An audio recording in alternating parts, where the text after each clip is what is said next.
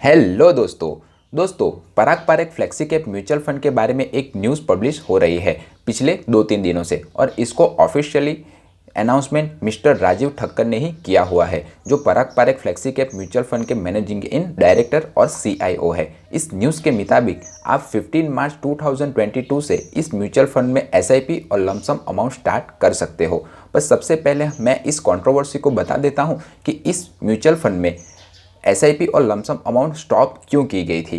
तो जो पराग पारेख का फ्लेक्सी कैप म्यूचुअल फंड है वो इन्वेस्टरों के 30% से भी ज़्यादा पैसे को फॉरेन स्टॉक में निवेश करता है। पर आरबीआई ने एक गाइडलाइन सेट की थी कि कोई भी म्यूचुअल फंड हाउसेस $7 बिलियन से ज़्यादा अमाउंट किसी भी फॉरेन स्टॉक में इन्वेस्ट नहीं कर सकता था। तो इस Parag Parekh flexi cap mutual fund में ये लिमिट बढ़ जा रही थी। तो इसी वजह से इस म्यूचुअल फंड हाउसेस ने इस फ्लेक्सी कैप म्यूचुअल फंड में इन्वेस्टरों की इन्वेस्टमेंट को रोक दिया था।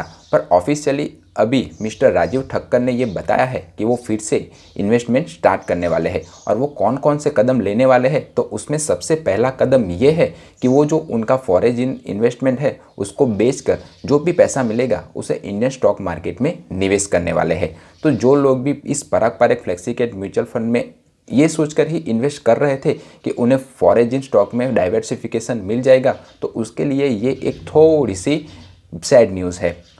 अब बहुत से लोग कंफ्यूज हो रहे हैं कि उसे इस Parag Parekh flexi cap mutual fund में इन्वेस्टेड रहना चाहिए या अपने अमाउंट को रिडीम करके किसी और म्यूचुअल फंड में ट्रांसफ़र कर देना चाहिए। तो मैं सबसे पहले उन लोगों के बारे में बता देता हूं जो ऑलरेडी इस म्यूचुअल फंड में इन्वेस्टेड है। तो सबसे पहली बात, आप पैनिक में आकर इस म्यूचुअल फंड के यूनिट को सेल मत कीजिएगा, क्योंकि इस बसंत में यूनिट्स के प्राइस काफ़ी ज़्यादा डाउन भी हो सकते हैं और आप लोग को लॉस भी उठाना पड़ सकता है। तो आप करेंगे क्या, आप अगले 6 महीने और 1 साल तक अपनी एसआईपी और लमसम अमाउंट को कंटिन्यू रखेंगे।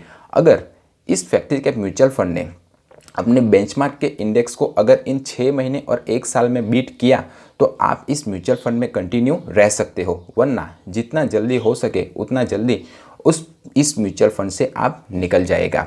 अब नए इन्वेस्टरों की बात करें तो आप अगर फ्लेक्सी कैप म्यूचुअल फंड में ही इन्वेस्ट करना चाहते हो तो कोई और ऑप्शन देख सकते हो, या 1 साल के बाद इस म्यूचुअल फंड के परफॉर्मेंस को ट्रैक करने के बाद इस म्यूचुअल फंड में निवेश कर सकते हो।